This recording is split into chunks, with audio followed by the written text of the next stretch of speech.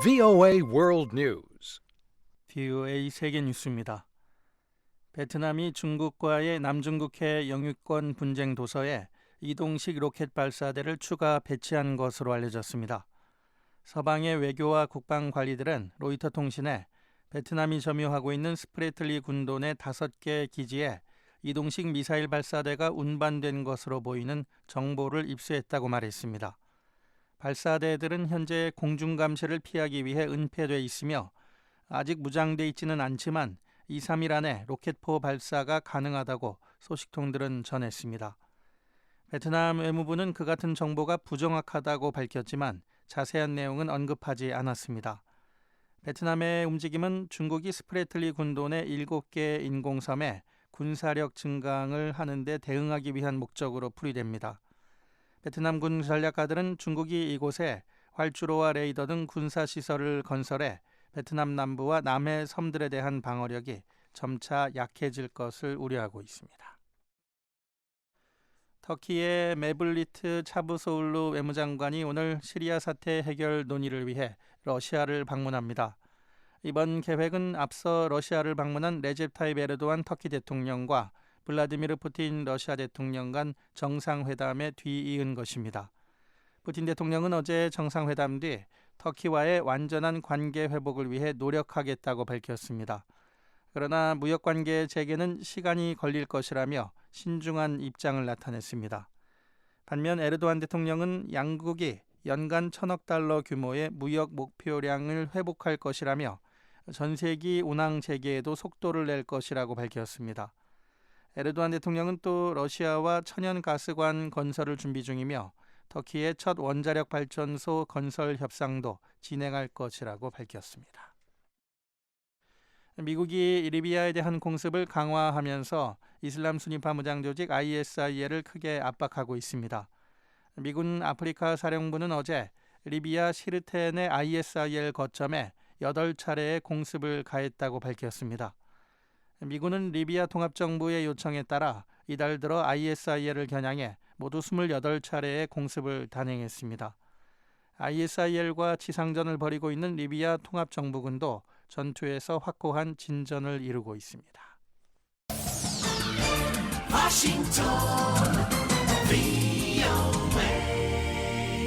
지금 여러분께서는 BOA 세계뉴스 듣고 계십니다. 미국 공화당 도널드 트럼프 대통령 후보의 총기 문제와 관련한 발언이 논란을 빚고 있습니다. 트럼프 후보는 어제 유세에서 힐러리 클린턴 민주당 대통령 후보가 미국인들의 총기 보유권을 인정한 수정헌법 제2조를 심각히 훼손할 것이라고 주장했습니다. 그러면서 만일 클린턴 후보가 대통령이 돼 자신의 성향에 맞는 대법관들을 임명한다면 여러분은 아무것도 할 수 없을 것이라며 비록 수정헌법 지지자들이 있긴 하지만 아무도 무슨 일이 벌어질지 모르겠다고 말했습니다. 일부 미국 언론들은 트럼프 후보의 이 발언이 클린턴 후보에 대한 폭력을 암시한 것이라고 보도했습니다. 이에 대해 트럼프 후보는 자신은 정치적 운동을 언급한 것이라며 다른 해석은 있을 수 없다고 반박했습니다. 그러면서 언론이 자신의 발언을 왜곡하고 있다고 비난했습니다. 브라질 상원에서 지우마 호세프 대통령에 대한 탄핵 재판이 본격 시작됐습니다. 상원 의원들은 오늘 아침까지 탄핵 재판 개시 여부를 놓고 밤샘 논의를 벌인 끝에 표결에 나서 찬성 59대 반대 21로 대통령 탄핵 절차를 진행하기로 결정했습니다. 이달 말쯤 실시될 최종 탄핵 표결에서 전체 상원 의원의 3분의 2 이상이 찬성하면 호세프 대통령은 퇴진하게 됩니다. 이라크 수도 바그다드의 한 산부인과 병동에서 어젯밤 화재가 발생해 신생아 12명이 목숨을 잃었습니다. 불이 난 곳은 바그다드 서부의 야르무쿠 산부인과 병원으로 사고 소식을 들은 피해자 가족들은 현장으로 달려와 실종된 신생아들을 찾으며 정부의 부실 관리를 원망했습니다. 1차 조사 결과 이날 화재는 전기 합선이나 누전이 원인인 것으로 추정되고 있습니다. 이 병원의 사드 하템 아흐마드 국장은 밤늦게 화재가 발생했으며 사고 직후 29명의 임산부와 8명의 신생아가 다른 병원으로 옮겨졌다고 말했습니다. 이라크에서 허술한 전기시설 관리와 열악한 전선 상태 등으로 인한 화재는 빈번한 편입니다. BOA 세계뉴스 천일규였습니다.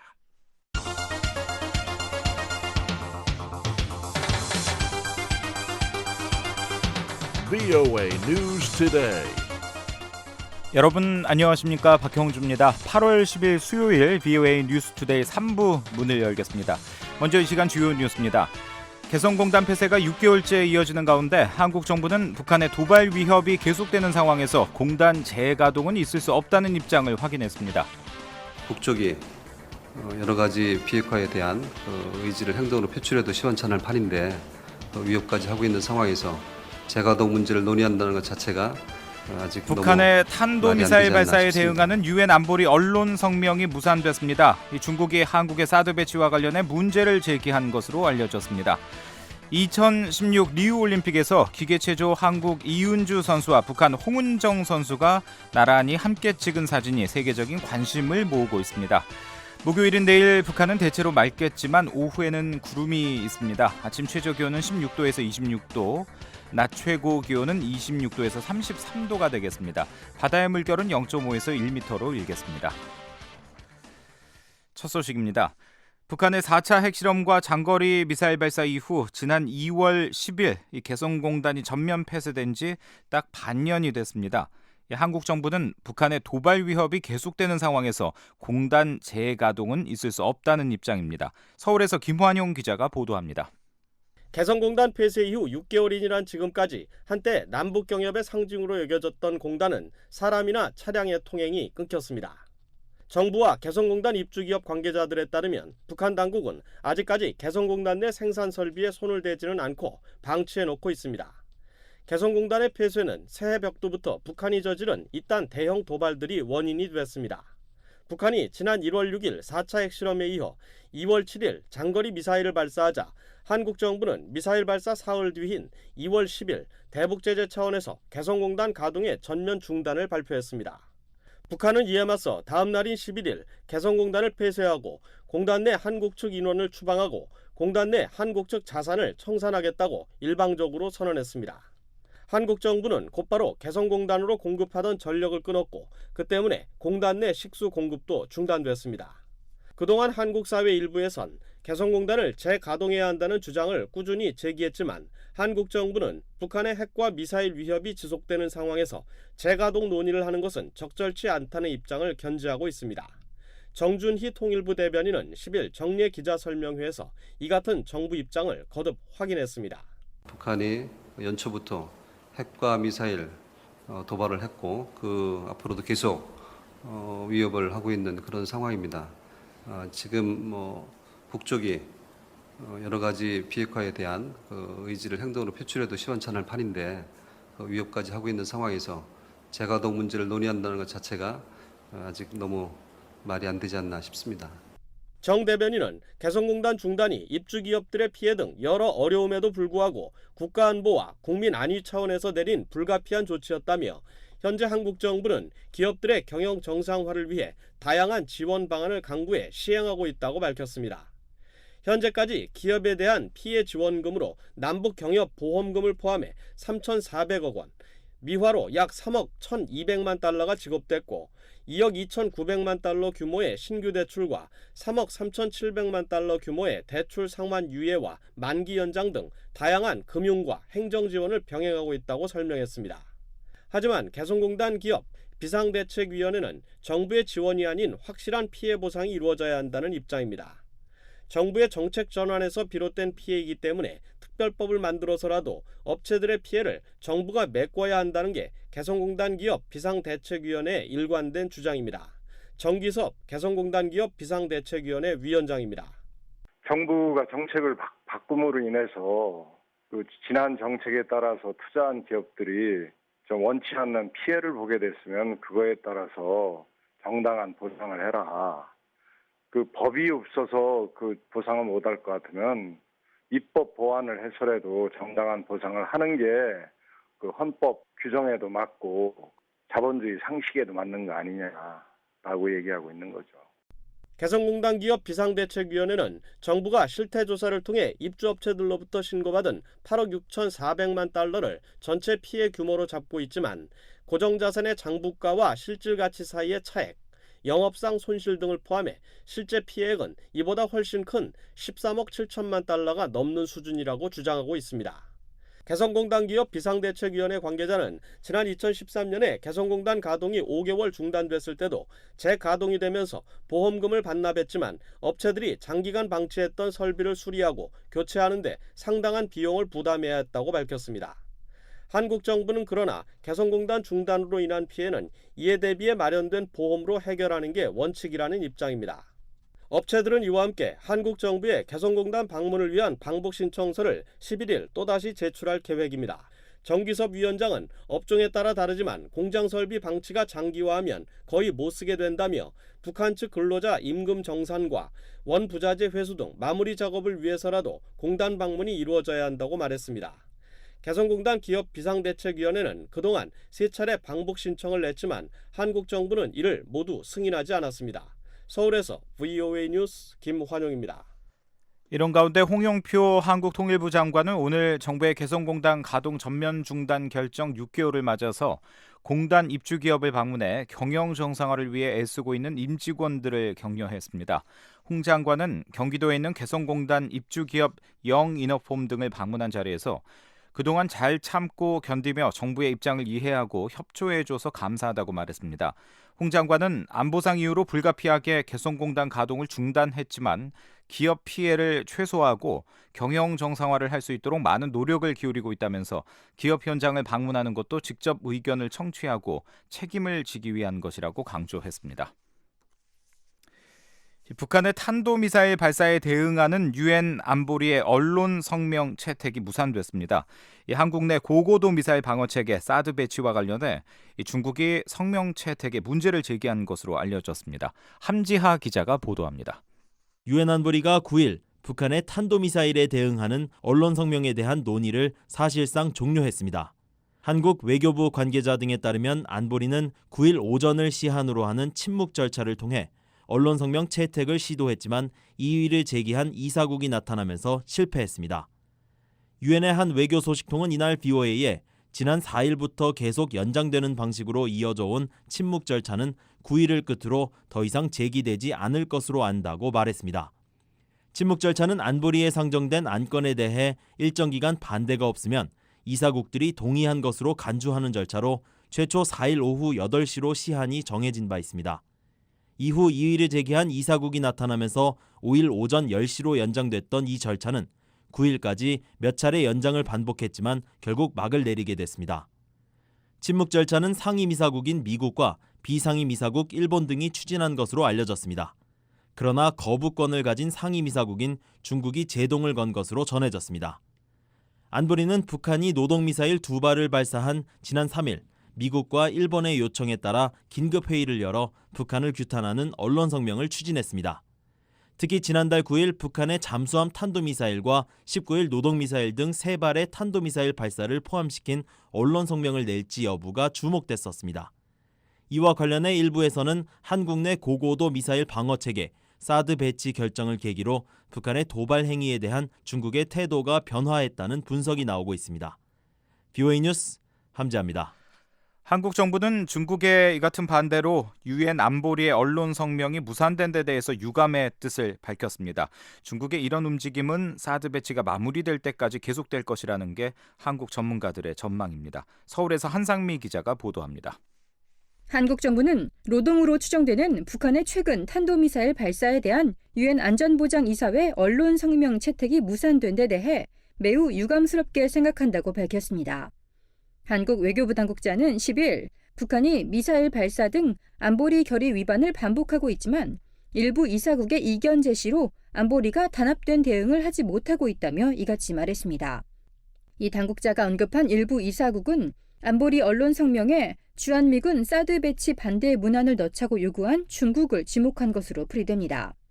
이 당국자는 북한의 핵과 미사일 위협에 대응하기 위한 자위권적 방어 조치를 문제 삼는 건 본말이 전도된 것이라며 안보리 결의 2270호 등에 따라 북한의 핵과 미사일 위협에 대해 더욱 강력하게 대응해야 한다고 촉구했습니다. 아울러 중국은 안보리 상임 이사국으로서 안보리 결의 2270호가 만장일치로 채택되는 데 동참한 만큼 책임 있는 역할을 해주길 기대한다고 덧붙였습니다. 유엔 안보리는 미국과 한국, 일본 등의 주도로 북한의 지난 3일 로동으로 추정되는 탄도미사일 발사를 규탄하는 언론 성명 채택을 추진했습니다. 하지만 중국이 여기에 사실상 사드를 시사하는 동북아시아의 새로운 탄도 요격 미사일 거점을 배치해선 안 된다는 문안이 포함된 수정안을 제시했고 미국이 이를 거부하면서 성명 채택이 불발된 것으로 전해졌습니다. 북한의 지난달 잠수함 발사 탄도미사일 SLBM과 스커드, 노동 미사일에 이어 이번 미사일 발사까지 안보리 대응이 무산되면서 중국의 트집으로 안보리의 무기력 상태가 굳어지는 게 아니냐는 우려도 나오고 있습니다. 일부에선 중국이 지난달 8일 사드의 한반도 배치 결정 이후 발생한 북한의 추가 도발을 사드 반대 공세를 위한 카드로 활용하고 있다는 분석도 나왔습니다.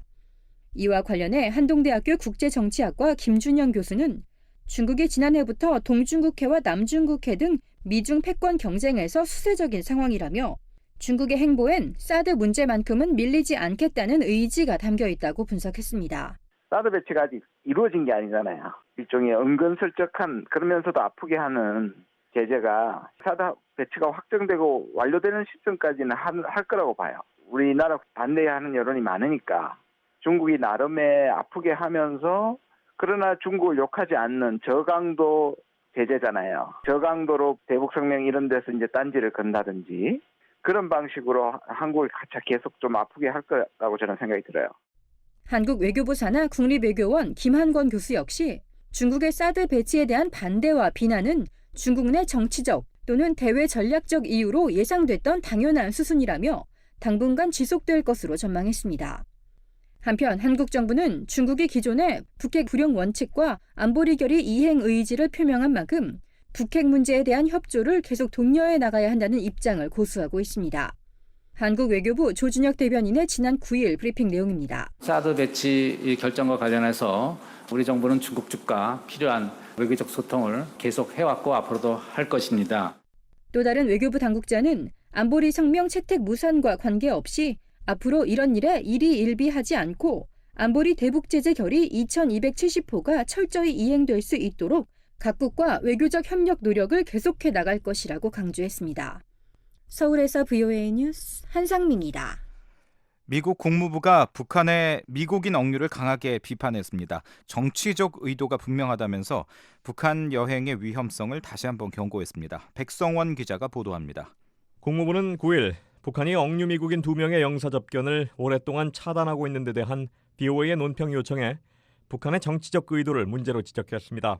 Despite official claims that U.S. citizens arrested in the DPRK are not used for political purposes, it is increasingly clear from its very public treatment of these cases that the DPRK does just that. 국무부의 한 관리는 익명을 전제로 북한은 억류 미국인을 정치적 목적으로 이용하지 않는다고 주장하지만 실제로는 그렇게 하고 있다고 비판했습니다. 현재 북한에 억류 중인 미국인 대학생 오토 원비어 씨는 지난 3월 2일 평양 주재 스웨덴 대사관 관계자와 면담한 뒤 5개월 넘게 영사 접견을 차단당하고 있습니다. 또 다른 억류 미국인 김동철 씨는 지난해 10월 2일 체포된 뒤 현재까지 단 한 차례도 스웨덴 대사관 측과 접촉하지 못한 것으로 알려졌습니다. 앞서 2012년 11월부터 2년 넘게 북한에 억류됐던 한국계 미국인 케네스 배 씨에게 4개월 동안 영사 접견이 차단됐던 전례와 비교해도 억류 미국인에 대한 북한의 처우가 더욱 가혹해지고 있다는 사실을 보여줍니다. 앞서의 국무부 관리는 이 같은 상황이 북한 여행의 위험성을 강조한다며 국무부는 미국인들이 어떠한 경우에도 북한 여행을 하지 말 것을 강력히 권고한다고 거듭 확인했습니다. This underscores the risk associated with travel to North Korea. The Department of State strongly recommends against all travel by U.S. citizens to North Korea. 또 북한 여행을 고려 중인 모든 미국 시민은 국무부가 게재하는 북한 여행 경보를 반드시 읽을 것을 당부한다고 덧붙였습니다. 앞서 국무부는 5월 갱신한 북한 여행 경보에서 지난 10년간 적어도 14명의 미국 시민이 북한에 억류됐었다며 북한 여행의 위험성을 거듭 상기시켰습니다. VOA 뉴스 백성원입니다.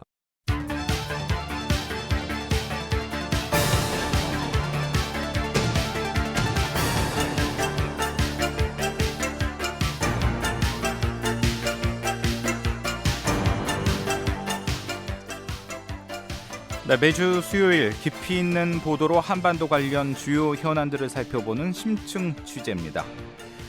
북한 당국은 침체된 경제를 살리기 위해서 2014년 경제개발구 14곳을 지정했는데요. 올 초 북한의 4차 핵실험 이후 사실상 전면 중단된 것으로 알려졌습니다. 그나마 있었던 투자 상담마저 지금은 끊긴 상태라고 하는데요. 김정우 기자가 취재했습니다.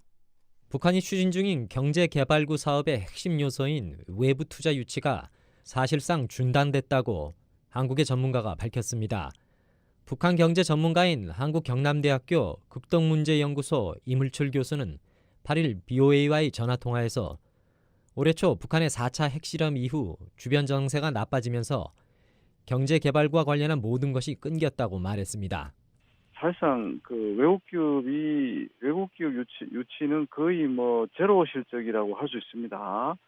다만 지난해 연말까지 그래도 상담은 많이 해왔습니다. 외국 기업과 특히 이제 중국 기업과의 상담은 지난해 말까지 이어졌는데 이물출 교수는 4차 핵실험 전까지만 해도 중국 국경과 가까운 북한 지역의 경제개발구에 대한 투자 상담이 구체적으로 진행되기도 했었다고 전했습니다. 중국과의 그 국경에 가까이 있는 그 개발구, 예를 들면 무봉 경제개발구라든지 온성섬 경제개발구 이런 쪽에는 상당히 구체적인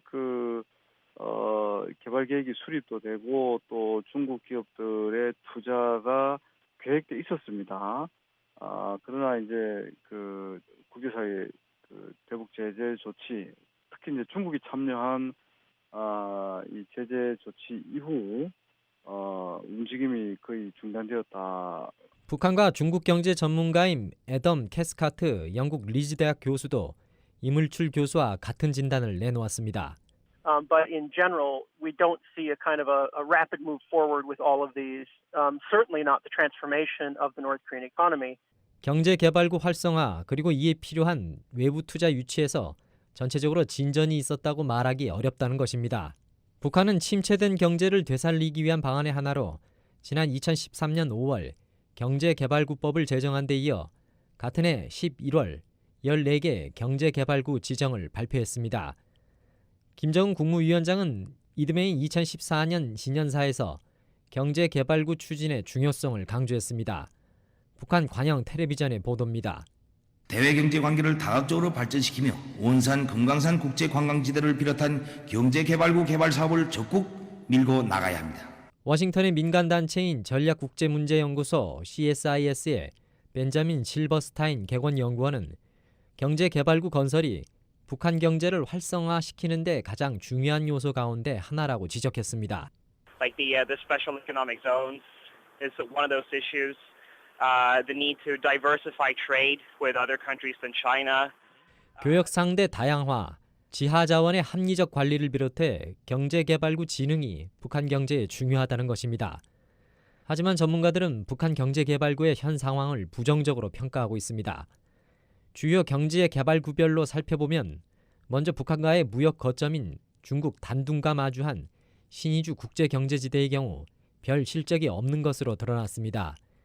영국 리즈 대학의 애덤 캐스카트 교수입니다. Moves forward with China's help and with China's investment outside of Sinwiju, right across from Dandong, is still very much dead. It's not really moving anywhere. 가장 중요한 중국에서 신의주 쪽으로의 투자가 거의 없었다는 겁니다. 캐스카트 교수는 그러면서 외국 투자자들이 기반 시설이 충분하지 않은 북한 경제개발구에 투자를 꺼릴 수밖에 없다고 설명했습니다. 이런 상황은 북한을 드나드는 기업인들을 통해서도 확인할 수 있습니다. 올해 초 신의주 국제경제지대와 가까운 황금평 유화도 경제지대에 사무실을 연 타이완 기업인 피터팬 씨는 BOA에 개발구가 아직도 황량하다고 전했습니다. 威化岛目前是平坦的农地，还没有任何的基础建设。 입주한 곳 주변이 여전히 농사짓는 땅이고 기반 시설이 없어 모든 것을 중국에 의존해야 한다는 것입니다. 전문가들에 따르면 나머지 경제개발구들의 상황도 그다지 다르지 않습니다. 북한 경제개발구 사정에 밝은 한 전문가는 익명을 전제로 은정 첨단기술구는 여전히 기획 단계에 머물러 있고 원산, 금강산 관광 특구는 외부 투자를 기다리고 있으며 한때 활기를 띠기도 했던 라선 경제 특구도 지난 2013년 이후 이렇다 할 움직임이 없다고 BOA에 전했습니다. 또 미국 존스 홉킨스 대학 미한 연구소의 커티스 멜빈 연구원은 BOA에 보낸 이메일에서 북한 경제개발구들을 찍은 위성사진을 분석한 결과 지난해와 달라진 게 별로 없었다고 밝혔습니다. 전문가들은 북한 경제개발구가 외부 투자 유치 등을 통해 이른 시일 안에 활성화되기는 어려울 것으로 내다봤습니다. 가장 큰 원인은 역시 불안정한 정치적 상황입니다. 미국 캘리포니아 주립대학의 북한 경제 전문가인 스테판 해거드 교수입니다. I think the biggest problem is political, which is the question of the skepticism of the rest of the world and the imposition of new sanctions. 해거드 교수는 북한의 핵 정책이 가장 큰 문제라며 이는 외부 투자를 유치해 경제 개발구를 살리겠다는 김정은 정권의 구상과 완전히 배치된다고 지적했습니다. 전략국제문제연구소의 벤저민 실버스타인 객원연구원도 불안한 주변 여건이 투자 유치의 가장 큰 걸림돌이라고 말했습니다. I would say that if anything, the H-bomb test is just another event in a long chain of events where North Korea sends an image to potential investors. 핵실험과 같은 행위가 반복되는 상황은 투자 유치에 치명적이란 것입니다. 실버스타인 연구원은 북한이 외부 투자 유치를 위해 경제개발구 규정을 정비하는 등 나름대로 노력하고 있지만 가장 중요한 것을 해결하지 않고 외부 투자를 끌어오는 것은 불가능하다고 지적했습니다. 주기적으로 북한을 방문해 현지 사정에 밝은 일본 주간 동양경제의 후쿠다 케이스케 부편집장도 북한이 경제개발구에 필요한 외자 유치에 성공할 가능성에 대해 회의적인 견해를 밝혔습니다. 성공할 가능성 좀 더 지켜봐야 답이 나올 것 같습니다. 다시 경제 제재가 강화가 되고 북한으로 둘러싼 전체적인 환경이 역시 좋지 않습니다. 그리고 그 대외적인 환경이 호전하지 않는 한 외자를 필요한 경제 특구 건설은 어려움으로 피할 수 없다고 그렇게 봅니다. 경남대학교 극동문제연구소의 이물출 교수는 북한의 열악한 사회 기반 시설도 투자 유치에 부정적으로 작용할 것이라고 말했습니다. 외부 투자 유치를 위해서는 중국처럼 경제개발구의 도로나 전력, 상하수도망 같은 사회 기반 시설 확충이 필수적이기 때문입니다. 북한은 지난 1991년 라진 성봉 경제특구를 시작으로 지금까지 총 28개의 경제개발구를 세웠습니다. 하지만 이 가운데 정상적으로 가동됐던 곳은 올해 초 폐쇄된 개성공단이 유일합니다. BOA 뉴스 김정우입니다. 리우 올림픽에 출전한 남한과 북한 기계체조 여자 선수들이 다정하게 찍은 사진 한 장이 해외 곳곳에서 관심을 받고 있습니다. 올림픽 정신을 잘 보여주는 장면이었다라는 평가가 있었는가 하면 북한 선수가 이 사진 때문에 당국의 처벌을 받는 것 아니냐는 반응도 있었습니다. 이현철 기자가 보도합니다. 2016 리우 올림픽 여자 기계체조에 출전한 한국의 이은주 선수가 지난 4일 자신의 휴대전화로 북한 대표인 홍은정 선수와 함께 사진을 찍고 있는 모습이 로이터 통신을 통해 공개됐습니다. 연습 도중 만나 환하게 미소 짓고 있는 두 사람의 모습은 각국 언론과 트위터 같은 사회 연결망 서비스 등을 통해 빠르게 확산되며 화제를 모았습니다. 미국의 CNN 방송은 체조 선수들이 잠시나마 남북한을 뭉치게 만들다라는 제목의 기사에서 남북한 선수들이 함께 사진을 찍는 일은 매우 드문 일이라고 전했습니다. 이 방송은 남북한은 휴전협정이 발효 중이지만 기술적으로는 여전히 전쟁 중이라며 세계에서 가장 요새화된 국경을 둘러싼 긴장이 계속되고 있다고 소개했습니다. 그러면서 두 선수는 매우 현대적인 방법으로 스포츠를 통한 인류의 조화로운 발전이라는 올림픽의 정신을 구현했다고 평가했습니다.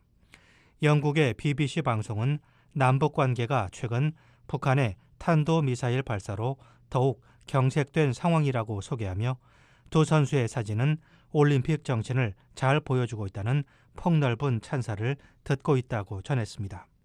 미국의 스포츠 전문 매체인 ESPN도 남한과 북한 체조 선수들이 올림픽의 정신을 보여줬다고 보도했습니다. 미국 뉴욕에 본부를 둔 민간단체인 유라시아 그룹의 이안 브레모 회장은 자신의 트위터에 이것이 우리가 올림픽을 하는 이유라는 설명과 함께 이 사진을 소개했습니다. 이 게시물은 9일 현재 2만 번 이상 리트윗되고 마음에 든다는 표시를 한 사용자도 2만 1,000명을 넘는 등 온라인에서 화제가 되고 있습니다. 반면 우려의 목소리도 나왔습니다. 영국의 데일리 스타는 9일 핵 문제로 남북한의 긴장이 고조되고 있는 가운데 두 선수의 화합은 매우 희귀한 사례라며 홍은정 선수가 북한으로 돌아가 처벌을 당할 수도 있다고 우려했습니다. 홍은정 선수는 2008년 베이징 올림픽 도마에서 금메달을 목에 걸었습니다. 북한 여자 기계체조 선수가 메달을 딴 것은 홍 선수가 처음입니다. 홍 선수는 4년 전 런던 올림픽 때는 북한 체조팀에 대한 징계로 출전하지 못했지만 징계가 풀린 2013년부터 다시 국제대회에서 두각을 나타내기 시작했습니다. 2013년 하계 유니버시아드 대회와 2014년 아시안게임에서 금메달을 차지했고 지난해 세계 선수권 대회에서는 은메달을 획득했습니다. 8년 만에 다시 올림픽 금메달에 도전하는 홍 선수는 지난 7일 열린 도마 예선에서 2위를 차지하며 14일 열리는 결선에 진출했습니다. BOA 뉴스 이현철입니다.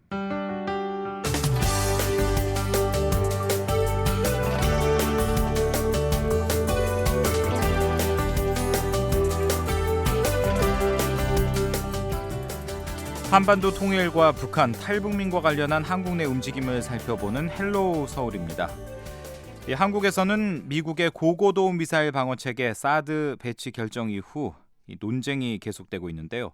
어제 한 민간단체가 사드 배치 찬반 토론을 열었습니다. 어떤 목소리들이 나왔을까요? 서울에서 박은정 기자가 전해왔습니다. 찬반 토론이 중점적으로 전개되기 때문에 상당히 알찬 9일 서울의 한 사찰 회의실. 한반도 평화통일 불교실천 기획단 주최로 사드 한반도 배치 무엇이 문제인가라는 주제로 토론회가 열렸습니다. 이번 토론회는 미국이 추진하고 있는 미사일 방어체계의 핵심 요소 중 하나인 사드를 한반도에 배치하기로 결정하면서 사회적 갈등이 일어난 가운데 전문가들의 토론을 통해 안보적 문제와 사회적 갈등에 대한 해법을 모색하기 위해 마련된 자리인데요. 한반도 평화통일 불교실천 기획단의 상임 단장인 법응 스님입니다. 근본적인 문제에서 북핵과 북한의 미사일 위협을 제거해주는 방안을 쓰는 건 없는가 좀 지혜를 모았으면 하고요. 기조 발표는 이서행 한국학중앙연구원 전 부원장이 맡았는데요. 이서행 교수는 한국은 현재 무수단에 대한 방어 수단이 전무한 상태라며 사드는 생명과 재산을 지켜줄 방어적 무기라고 말했습니다. 사드 배치를 놓고 한국 내에서 떨어지고 있는 벌어지고 있는 사태를 보면서 우리 이대로 전쟁을 할 수 있는 나라가 아니라는 생각을 갖게 합니다. 우리는 우리의 생명과 재산과 나라를 지켜줄 방어적 무기를 놓고 극단적 반대를 벌이는 민비적 사고, 지속적인 반국가적, 이질적 어떤 세력까지도 세력의 운동까지도 보이기 시작했는데 이런 중요한 문제를 놓고 우왕좌왕하는 정부의 무결한 현상도 지금 전쟁이 일어나면 우리는 속절없이 무너져 버릴 것이라 하는. 이서행 교수는 또한 사드 배치 문제에 있어서 찬반 모두 선택과 판단 이전에 5가지 사항을 고려해야 한다고 주장했는데요. 특히 사드 배치 이후 변화될 한중 관계에 대해 중점적으로 이야기했습니다. 사드 배치 후에 한중 관계 끊임없이 균열이 생길 것은 확실하지만 이제 한중 양국은 미래를 위해서 현실을 직시하며 공동 위협에 대한 이해를 같이 하여서 대북 핵 방지에 있어서도 같은 입장임을 강구해서는 안 될 것입니다. 이서행 교수의 기조 발표에 이어 정욱식 평화네트워크 대표가 사드 배치의 부정적 측면에 대해 발표했습니다.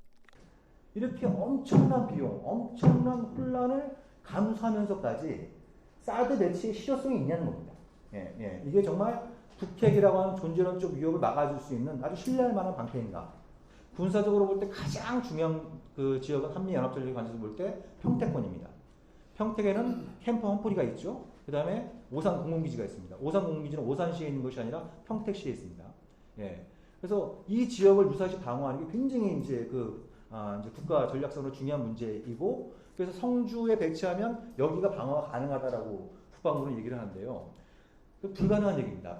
왜 그러냐면 성주에서 평택공까지가 한 170km 정도 떨어져 있습니다. 예.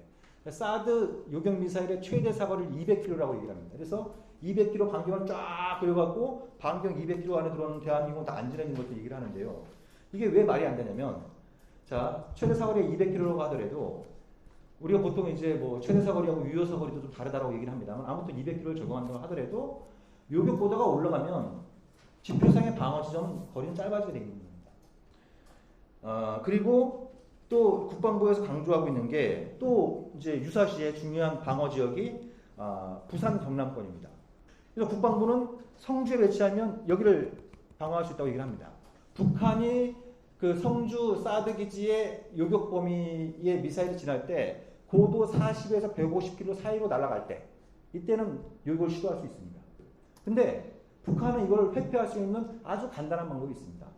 뭐냐면 높게 쏴버리면 됩니다. 반면 김기호 경기대 교수는 사드 배치의 긍정적 측면에 대해 발표했습니다. 패트리어트는 자기 지역을 이렇게 우산 같은 거 우산. 비 올 때 내가 나 안 맞으려고 우산 쓰는 거라고 생각하면 되고, 이 사드는 고촉 야구 돔 구장이라고 이 안에 수천 개의 우산을 쓰고 있다고 생각하시면 그게 사드다. 이렇게 생각하시면 간단합니다. 지금같이 사드가 없다. 여기 지역만 지키는 우산을 가지고 패트리어트 수천 발 가지고 있어야 간신히 막는 거예요. 그것도 바로 머리 위에서 1초나 2초 만에 그 사드 한 개 포대가 더 지형도 필요하고 더 필요하다고 보고요. 또한 민주주의 법학연구회 회장인 오동석 아주대 교수는 사드 배치는 헌법적 관점에서 많은 문제점을 안고 있다며 반대하는 입장에서 토론을 이어갔습니다.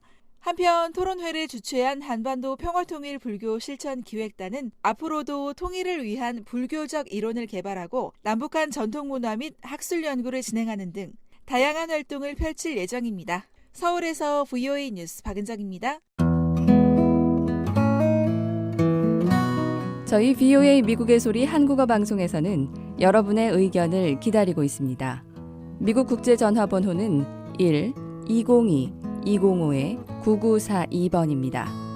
그 밖에 중국과 태국에서도 무료 전화 이용하실 수 있습니다. 중국에서 전화하실 때는 00-800-500-12345번, 태국에서 전화하실 때는 001-800-500-12345번입니다. 24시간 이용 가능한 전화에 많은 참여 바랍니다.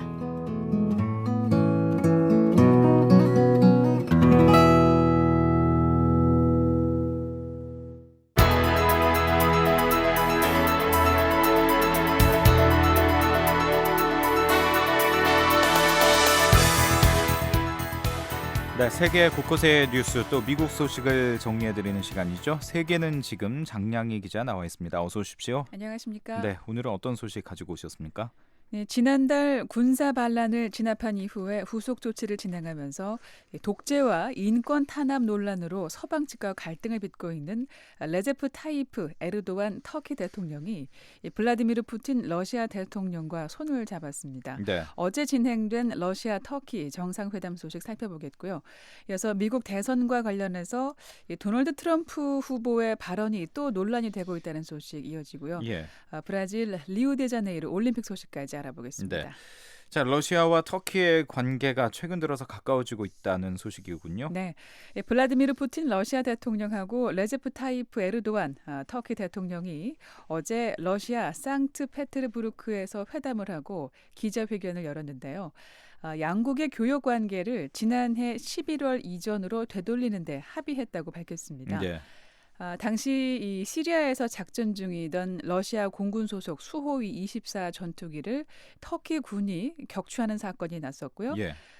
그때 러시아가 터키 스트림 가스관 건설 계획하고 러시아 국영 원자력 공사가 주도하는 터키 남부 아쿠유 원자력 발전소 계획을 건설 계획을 전격 보류시켰고요. 예.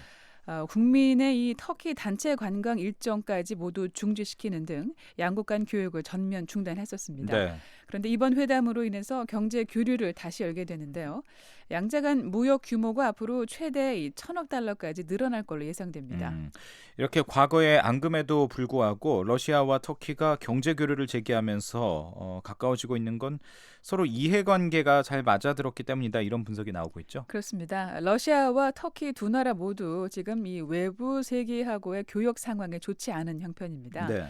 러시아는 지난 2014년 우크라이나 영토인 크림반도를 무력으로 강제 병합한 이후에 이를 인정하지 않는 유럽연합 국가들의 제재를 받아서 유럽으로 가는 이 석유 수출 경로가 지금 막혀 있는데요. 네.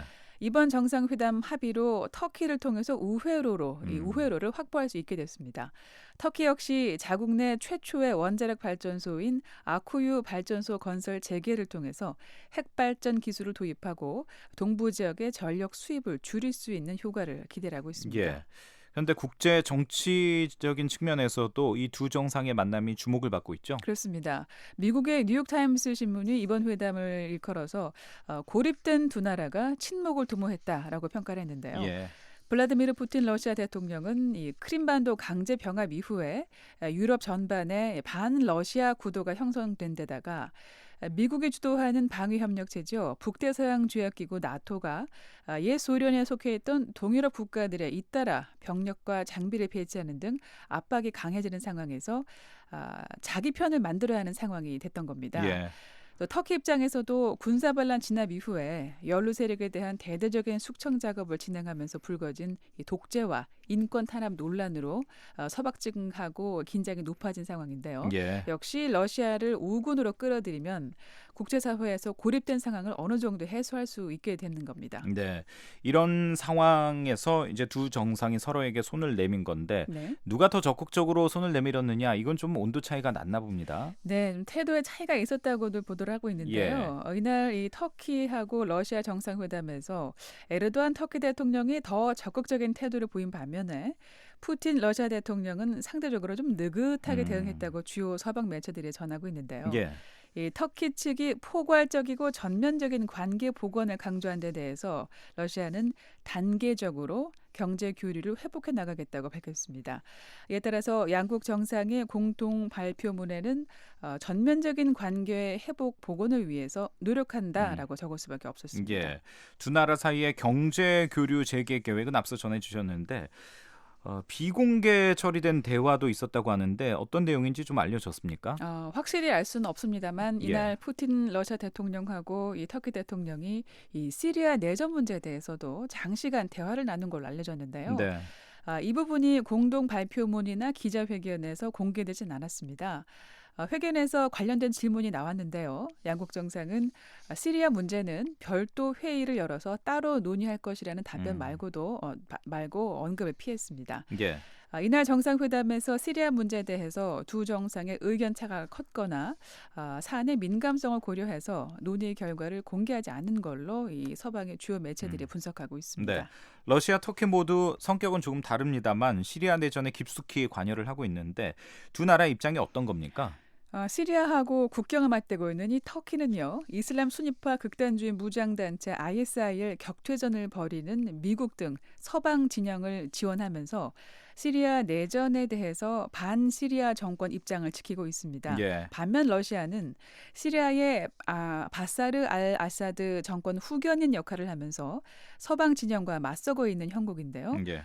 이 러시아가 터키를 끌어들이게 된다면 시리아 내전을 둘러싼 서방과의 대결 구도에서 확실한 우위를 기대할 수 있게 됩니다. 이번 정상회담을 앞두고 러시아가 터키에 시리아 정책 변경을 요구했을 것으로 추측되고 있습니다. 예. 러시아, 터키 정상회담 결과에 대해서 미국 정부는 어떤 입장입니까? 북대서양 조약기구 회원국인 터키가 러시아에 적극적으로 다가서고 있는 상황에 대해서 국제사회 일부 우려가 있는데요. 예. 미국은 우려할 일이 아니다라는 입장을 내놨습니다. 터키하고 러시아는 모두 주권국이고 이 두 나라는 이 ISIL 격퇴와 시리아 안정을 위한 노력에 공유하는 목표가 많다는 건데요. 두 나라 결속이 서방 진영의 손해를 낳지 않을 거란 입장을 밝힌 겁니다. 네, 세계는 지금 이번에는 미국 뉴스입니다. 공화당 대통령 후보 도널드 트럼프 거침없는 발언으로 자주 논란의 대상이 되고 있는데요. 최근에 경제 문제에 좀 집중을 하려는 모습인데 네. 그게 좀 잘 안 되는 모습인 것 같습니다. 또 그 발언 때문에 문제가 되고 있죠. 예, 트럼프 후보가 어제 미국 동남부 노스캐롤라이나 주에서 연설을 했는데요. 예. 이 폭력을 부추기는 듯한 말을 해서 논란이 되고 있습니다. 클린턴 후보가 총기 소지 권리를 보장하는 미국 수정헌법 2조를 훼손할지 모른다고 하면서 한마디 덧붙인 게 문제가 됐는데요. 네. 클린턴 후보가 대통령에 당선돼서 본인의 성향에 맞는 사람을 연방 대법관으로 뽑는다면 그때 가서는 할 수 있는 일이 없다. 하지만 수정헌법 2조 지지자들, 그러니까 총기 소지의 권리를 옹호하는 사람들이 뭔가 할 수 있을지 모르겠다 이러면서 말을 좀 흐렸습니다. 총기 소지의 권리를 옹호하는 사람들이 뭔가 할 수 있을지도 모른다. 글쎄요, 이게 무슨 의미로 한 얘기일까요? 예, 그 의미 때문에 지금 논란이 벌어지고 있는 건데요. 예. 예, 트럼프 후보에 반대하는 사람들은 트럼프 후보가 폭력을 부추겼다고 주장하는데 예. 클린턴 후보나 클린턴 후보가 지명한 판사를 이 암살하라는 의미로 해석을 하고 있습니다. 네. 트럼프 후보의 이런 발언 내용이 알려지자 페이스북이나 트위터 같은 이 사회관계망 서비스를 중심으로 트럼프 후보에 대한 비난이 쏟아졌습니다. 클린턴 후보 측의 반응은 어땠습니까? 이 클린턴 선거대책본부의 로비 무크 본부장이 성명을 발표했는데요. 네. 트럼프 후보의 말은 위험한 발언이라면서 미국 대통령이 되길 바라는 사람은 어떤 식으로든 폭력을 부추겨서는 안 된다고 말했습니다. 글쎄요, 트럼프 후보가 정말 그 극단적인 폭력을 부추기는 그런 의미에서 한 발언일지 트럼프 후보는 어떤 입장을 냈습니까? 전혀 그런 의도에서 한 발언이 아니라고 부인했습니다. 예. 어제 이 폭스뉴스 방송하고 인터뷰를 했는데요. 폭력을 부추기려는 뜻은 전혀 없었다고 말했습니다. 수정헌법 2조를 지키기 위한 이 정치적인 운동을 의미했을 뿐이라는 건데요. 트럼프 후보 측 대변인은 총기 소지 권리 옹호자들이 똘똘 뭉쳐 있으며 이들이 정치적으로 큰 힘을 보여줄 수 있다는 의미에서 나온 발언이라고 설명을 했는데요. 예. 이 언론이 트럼프 후보의 발언을 왜곡하고 있다면서 불만을 나타냈습니다. 그렇군요. 여기서 잠시 좀 언급을 하자면 네. 이 총기 소지 문제는 미국 그 정치 이슈에서 항상 쟁점이 되잖아요. 미국 헌법이 보장하는 권리라면서 총기 소지를 허용해야 된다.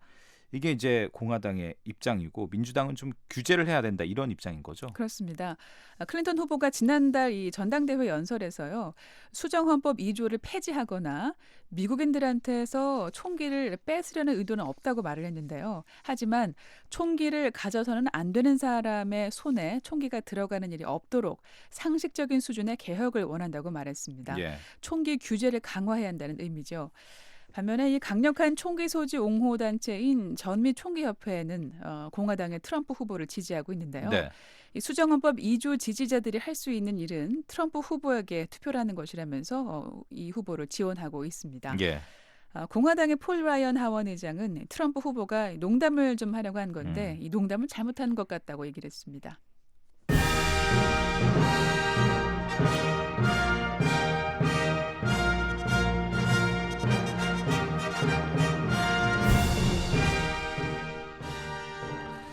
네, 이 음악이 들리면 이제 리우데자네이루 올림픽 소식 저희들이 전해드리는 시간이죠. 제가 항상 행진곡이라고 언급을 했는데 정확한 이 곡의 제목이 있군요. 나팔수의 꿈. 네. 예. 네. 나팔 소리군요. 네, 빵빠릅니다. 네, 리우데자네이루 올림픽 이제 닷새째를 맞았죠. 그렇습니다. 현재 시간으로 오늘 아침에 그 현재 금메달 10개, 은메달 8개, 동메달 9개, 총 27개 메달을 수확한 미국이 종합 순위 1위를 지키고 있는데요. 네. 그리고 금메달 8개 등 메달 합계 17개를 획득한 중국이 2위입니다. 한국은 어제 남자 펜싱에서 박상영 선수가 금메달 1개를 추가해서 금메달 3개, 은메달 2개, 동메달 1개로 7위에 올라 있고요. 네. 북한은 여자 역도에서 최효심 선수가 은메달을 따내면서 현재까지 은메달 2개로 종합순위 25위를 달리고 있습니다. 주요 경기 상황 잠시 좀 짚어볼까요? 예, 미국이 어제 하루 동안에 금메달 4개를 그야말로 쓸어 담았습니다. 예. 어제 저녁 시간에 각 종목에서 미국 올림픽 대표단의 금메달이 쏟아지자 이 CNN 방송은 황금의 밤 이렇게 표현을 했는데요. 특히 수영 황제 마이클 펠프스 선수가 혼자서 금메달 2개를 따내면서 예. 개인 통산 21개째 올림픽 금메달을 기록했습니다. 네. 펠프스 선수가 이날 남자 200m 저병 결승에서 금메달을 딴 지 1시간여 만에 실시된 개영 800m 결승에서 미국팀 마지막 영자로 나서서 우승을 확정졌습니다. 예. 여자 수영 자유형 200m에서도 KT 레데키 선수가 금메달을 땄고요. 여자 기계 체조 단체전에서도 또 압도적인 기량을 과실했는데요. 도마 또 2단 평행봉, 평균대, 마루 운동 이렇게 4개 종목에서 딴 점수를 모두 합치면 184.897점인데요. 예. 176.688점에 머문 2위 러시아를 크게 제치고 예. 정상에 올랐습니다. 올림픽 2연패입니다. 미국에게는 굉장히 금메달 잔치가 벌어진 그런 날이었네요. 네. 한국하고 북한도 메달을 추가했죠. 예, 서양식 칼싸움인 펜싱에서 남자 에페 종목 결승전에 나선 한국의 박상영 선수가 막판 극적인 역전승을 거두면서 금메달을 목에 걸었습니다. 예. 올해 21살 선수인데요. 올림픽 대표단의 이 사상 첫 펜싱 에페 종목에서 금메달을 따낸 겁니다. 네. 북한은 역도 대표 최효심 선수가 여자 63kg급에서 인상 105kg, 용상 143kg, 합계 244.8kg으로 은메달을 땄습니다. 이 대회 둘째 날 남자 역도에서 엄윤철 선수가 은메달을 땄었는데요. 하지만 역도 남자 69kg급 결승전에 진출했던 김명혁 선수는 용상에서 한 차례도 성공하지 못해서 예. 결국 실격 처리됐습니다. 네. 자, 닷새째를 맞은 리우올림픽 소식까지 전해드렸습니다. 세계는 지금까지 장량희 기자였고요. 오늘 소식 잘 들었습니다. 고맙습니다.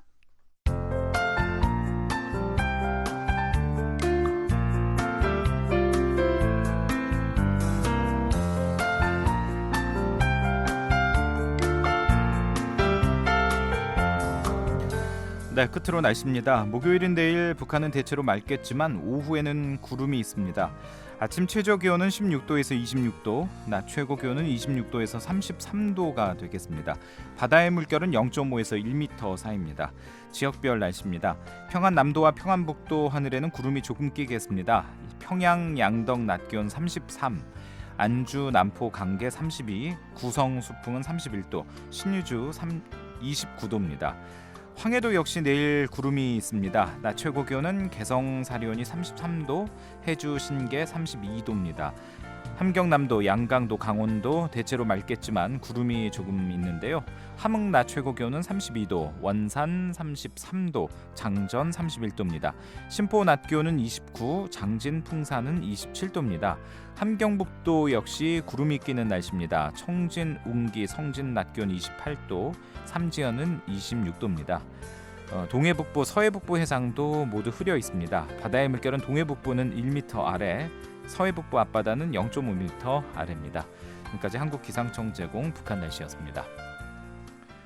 네, 8월 10일 수요일 뉴스투데이 3부 여기서 마치겠습니다. 잠시 뒤에는 BOA 세계 뉴스가 이어집니다. 여기는 미국의 수도 워싱턴이고요. 저는 지금까지 박형주였습니다. 오늘도 함께해 주신 여러분 고맙습니다. 편안한 밤 보내십시오. VOA World News. VOA 세계 뉴스입니다. 미국의 조 바이든 부통령이 다음 주 발칸반도 국가인 세르비아와 코소보를 방문합니다. 코소보 정부는 최근 한 고속도로에 바이든 부통령의 작고한 아들의 이름을 명명해 화제가 됐습니다. 바이든 부통령의 아들 보 바이든 씨는 지난해 5월 30일 46살의 비교적 젊은 나이에 뇌암으로 사망했습니다. 그는 지난 2001년 전쟁이 끝난 코소보의 임시 법률 자문관으로 일했었습니다.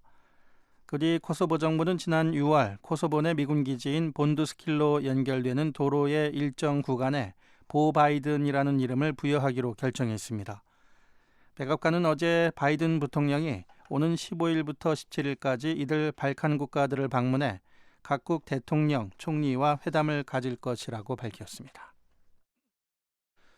베트남이 중국과의 남중국해 영유권 분쟁 도서에 이동식 로켓 발사대를 추가 배치한 것으로 알려졌습니다. 서방의 외교와 국방 관리들은 로이터 통신에 베트남이 점유하고 있는 스프레틀리 군도 내 5개 기지에 이동식 미사일 발사대가 운반된 것으로 보이는 정보를 입수했다고 말했습니다. 발사대들은 현재 공중 감시를 피하기 위해 은폐돼 있으며 아직 무장돼 있지는 않지만 2, 3일 안에 로켓포 발사가 가능하다고 소식통들은 밝혔습니다. 베트남 외무부는 그 같은 정보가 부정확하다고 밝혔지만 자세한 내용은 언급하지 않았습니다.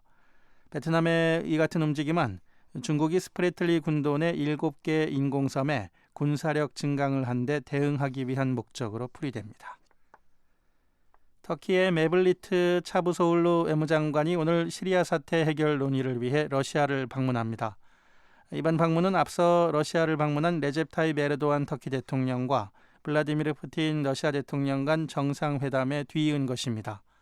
푸틴 대통령은 어제 정상회담 뒤 터키와의 완전한 관계 회복을 위해 노력하겠다고 밝혔습니다. 그러나 무역관계 재개는 시간이 걸릴 것이라며 신중한 입장을 나타냈습니다. 반면 에르도안 대통령은 양국이 연간 1,000억 달러 규모의 무역 목표량을 회복할 것이며 전세기 운항 재개에도 속도를 낼 것이라고 말했습니다.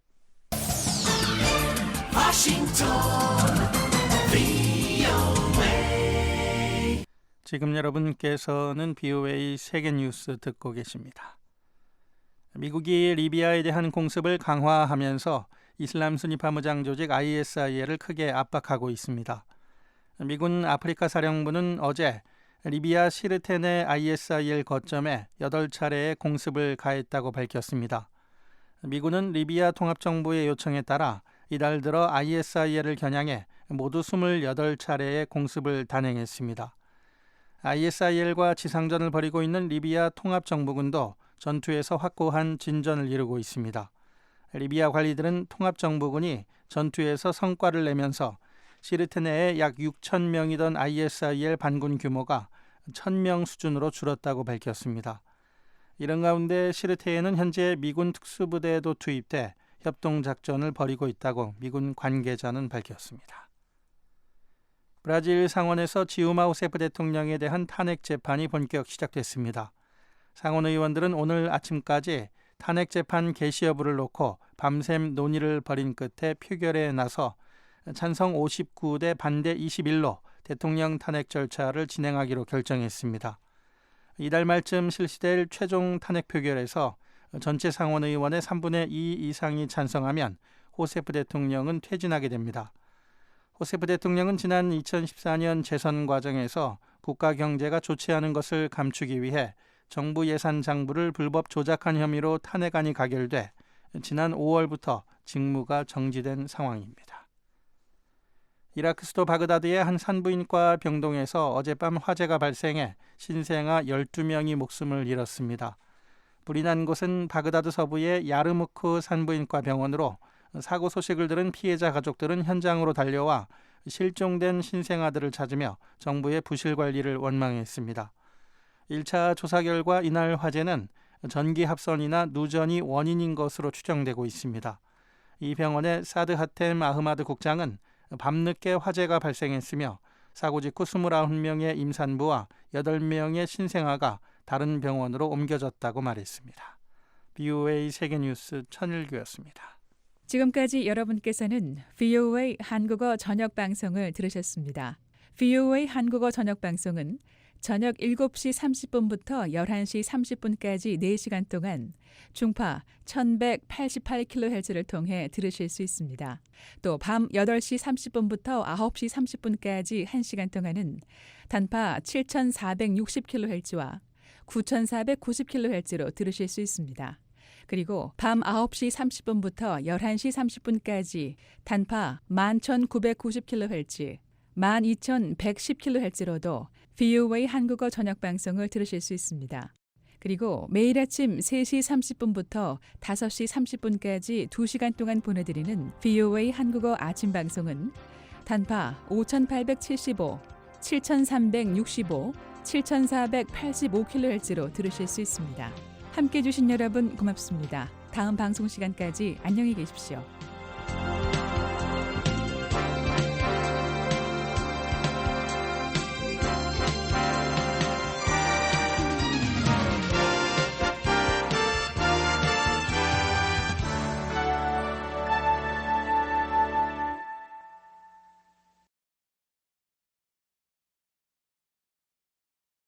This program has come to you from the Voice of America, Washington.